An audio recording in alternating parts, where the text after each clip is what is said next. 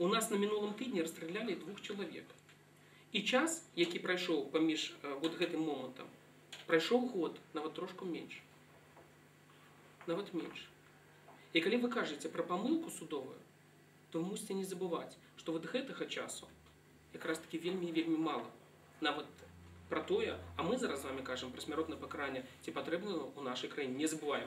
Мы мусім з вами там і можам думаць глобальна, але тым не менш мы паговорым пра сваю краіну. На самом деле смертная казнь должна быть таким же элементом охранительной функции, которую выполняет закон и правосудие, как любой другой вид наказания. Это есть последствия, которые наступают за совершение таких чрезвычайно опасных деяний, которые к тому же являются виновными, о чем не стоит забывать. То есть это сознательный выбор человека. Те, кто приговорены к пожизненному заключению, совершили аналогичное преступление. Они тоже убили 2, а то и более человек. Убили при отягчающих обстоятельствах. Но правосудие решило, что вот тебе от имени государства мы даруем жизнь, но приговариваем к исключительной мере наказания в виде пожизненного заключения. А ты от имени государства получаешь пулю в лоб. Где те весы, на которых судейские весы, где решается эта проблема? А хто менавіта той чоловік, який виконує присуд? Який у яго психічны стан, калі ты, ну не ведаю, твоей працай з'яўляецца забойства, няхай яно і дазволена з боку дзяржавы, але ну, як ён спіць, аб чым ён марыць, як ён прыходзіць домой, абдымае сваіх дзяцей, жонку, не ведаю, бацькоў, ну, што ў яго адбываецца в душы, калі ты выконваеш такі прысуд сваімі рукамі.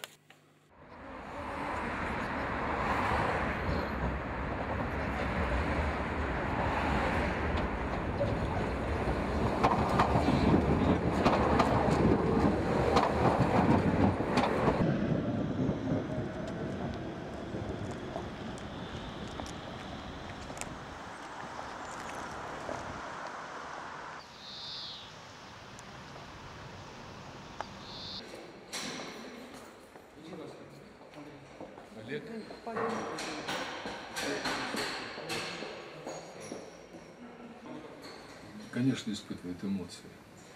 Я их испытывал. Стресс, ну, возможно, что и стресс. Просто там рядом не было ни психиатра, ни доктора, который бы установил степень там, возбуждения. Ну, в обморок никто не падал, конечно, потому что это работа все-таки. Ну, понятно, что стресс. И я это не отрицаю. То есть исполнение приговора – это действительно тяжкое бремя, и ложится на тех, кто это делает.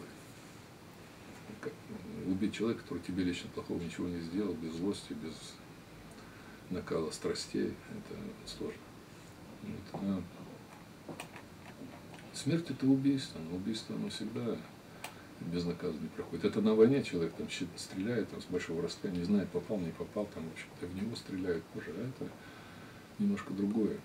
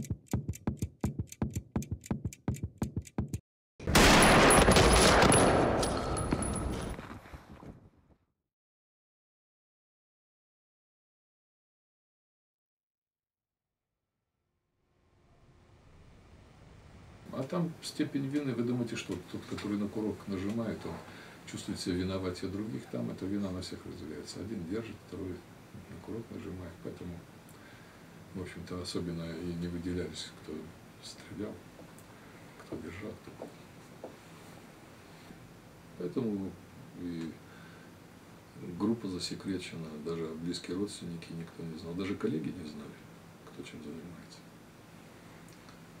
И это свято соблюдалось, прежде всего, самими членами группы. Убийство, оно всегда убийство, даже если по закону. И осужденные. Чувствуют они все там, на каком уровне подсознания или еще что-то, они все чувствуют. Они же улавливают и шорохи малейшие, и даже скрип каблуков, и знают, кто пришел и зачем пришел. От библиотекаря от надзирателя они отличат, и начальника отличат. Очень обостренные все чувства.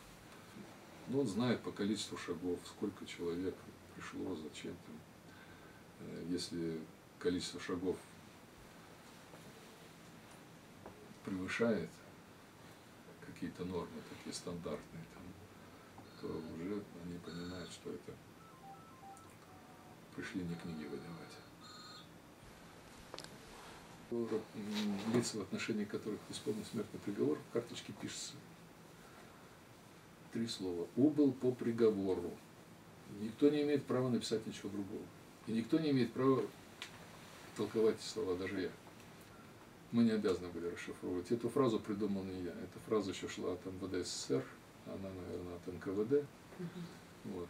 Ну, раньше писали 10 лет без права переписки, а потом вот эта фраза «убыл по приговору». Она по сей день действует, ее никто не отменял. И никто не будет объяснять вам, куда и зачем и как.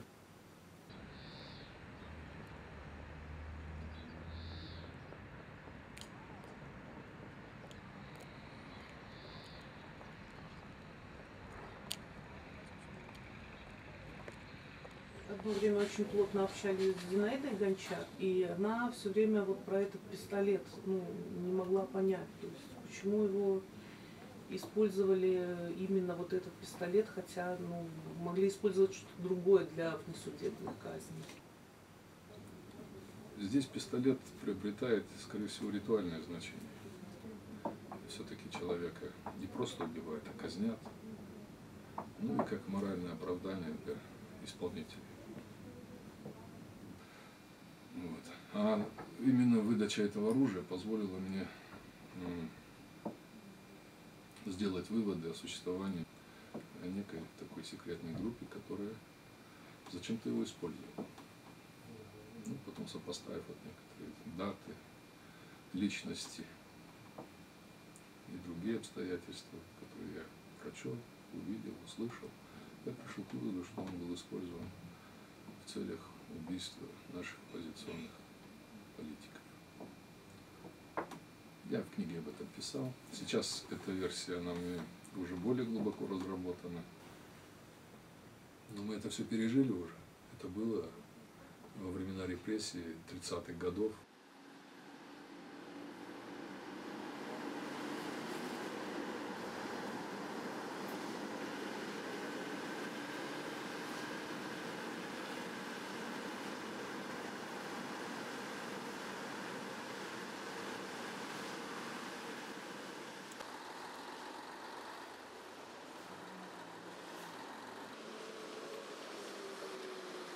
Гэта было заданне рэдакцыі звярнуцца да гэтай тэмы, якая практычна мала была распрацаваная.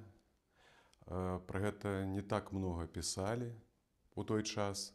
Канешне, гэта было першае сведчанне, прычым такой асобы, як Юрый Захаранка, які займаў пасаду міністра, нядаўна быў з яе звольнены і зрабіў, нават вывучаў асабіста гэтае пытанне, відаць, яго гэта моцна хвалявала.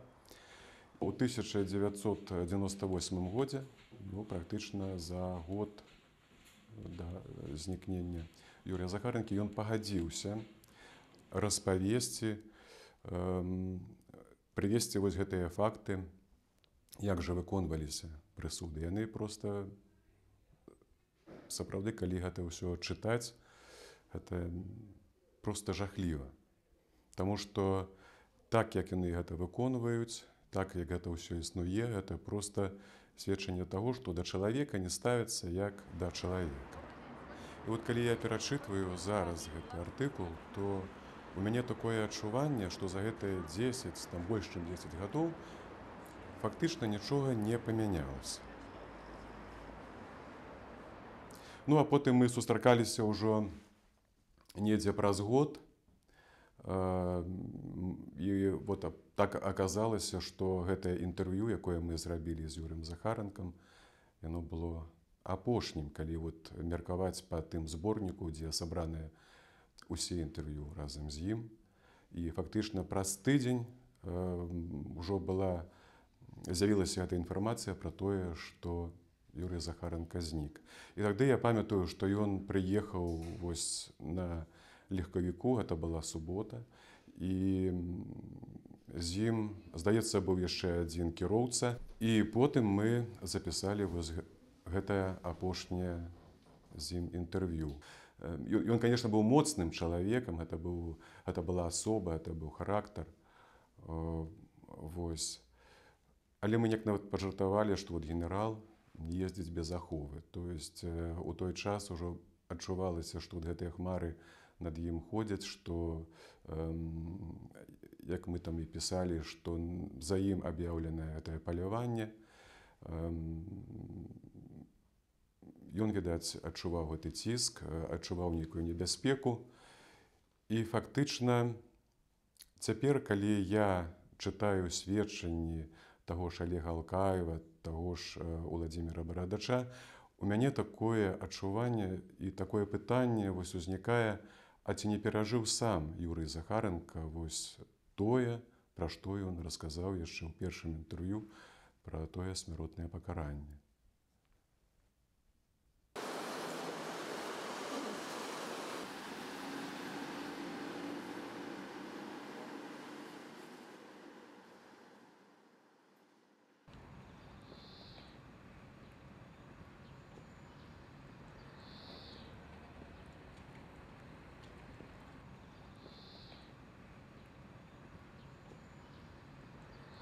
Про тое, што адбывалася ў Курапатах, свет даведаўся, галоўным чынам даведаўся недзе ў 1987-88 годзе. Гэта адбылося пасля таго, як у газеце «Літаратура і мастацтва» з'явілася першая публікацыя аўтарства Зянона Пазняка і Евгена Шмыгалёва «Курапата. Дарога смерці». І вось гэтая публікацыя, яна была пачаткам вялікай ініцыятывы і пачаткам як бы узбуджэння грамадскай думкі пра тое, што неабходна у Курапатах праводзіць даследаванні і праводзіць эксгумацыю магіл для таго, каб даказаць і паказаць, што тут, у гэтым урочышчы, праводзіліся расстрэлы у сталінскія часы. Цяпер мы стаім каля пятай магілы. Пятая магіла, якая эксгумавалася у ліпені 1988 году. Тут, паводле вынікаў даследавання, эксгумацыі, былі знойдзены парэшткі больш чым 260 чалавек. Это была даволі-такі вялікая магіла. І в асноўным тут былі расстраляныя людзі, які аказаў ці з заходняй Беларусі, ці з Прыбалтыкі. Яшчэ што цікава, што тут было даволі-такі шмат жанчын расстраляна ў гэтай магіле.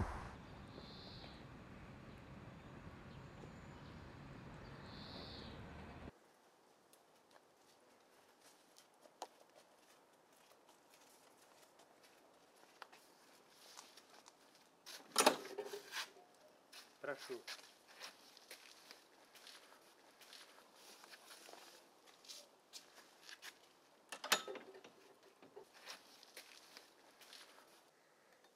Ну, род наш, так сказать, из Плешчаніц. То есть с той поры, пакуль это мне вядома. Семья была у деда вялікая. Было 5 сыноў і 1 дачка. дочка была самая меньшая, а мой батька перед апошний.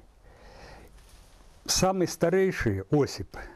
И в 37 году хватают его, хватают другого дядьку, двоюродного, тоже по таким же самым прозвищам.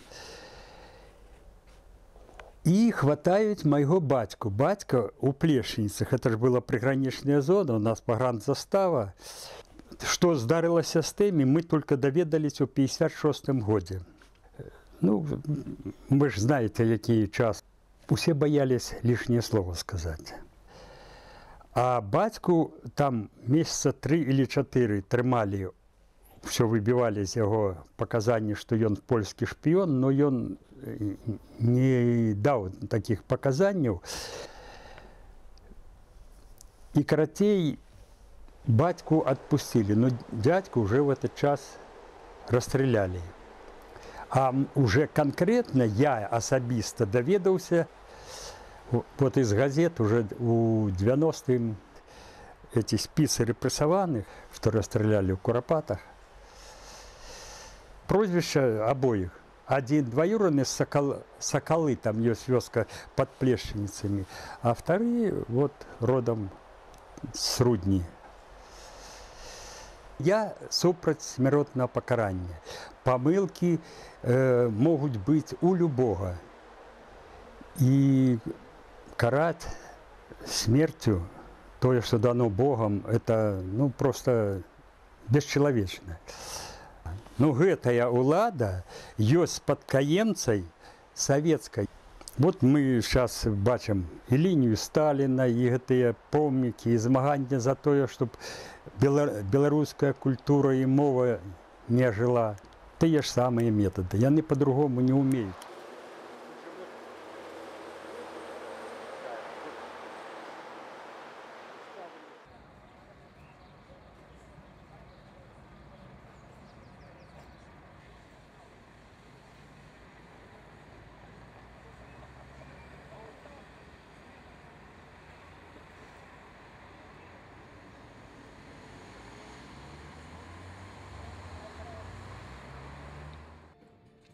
Сегодня я живу в государстве, где смертной казни нет. И здесь трупы на улицах не валяются. Никто никого не убивает, это крайне редко. Вот. Существует бессмертная казнь Франция, где очень смешанный состав населения. Гильотину в 80-м году только поставили в музей, она работала. В России нашли себе силы. В Украине, во всех странах СНГ отменили смертную казнь. В Беларуси она осталась. Так что я противник смертной казни. Раз эти страны существуют и всплеска тяжких преступлений нет, наверное, вот это самое лучшее доказательство, что страна может существовать. Я сегодня в ней живу.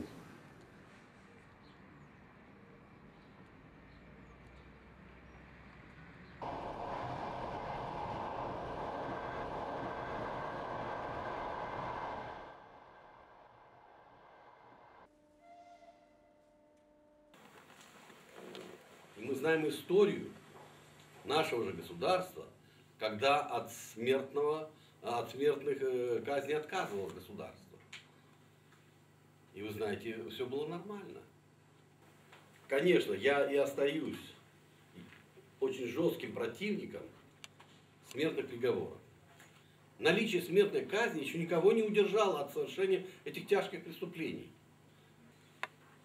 Почему так наши люди за смертную казнь? Я понимаю, что в принципе проведенный референдум не дает оснований говорить за то, что мы такие плохиши среди наших европейских народов. Но на эмоциях вопросы законности, вопросы государства не должны решаться.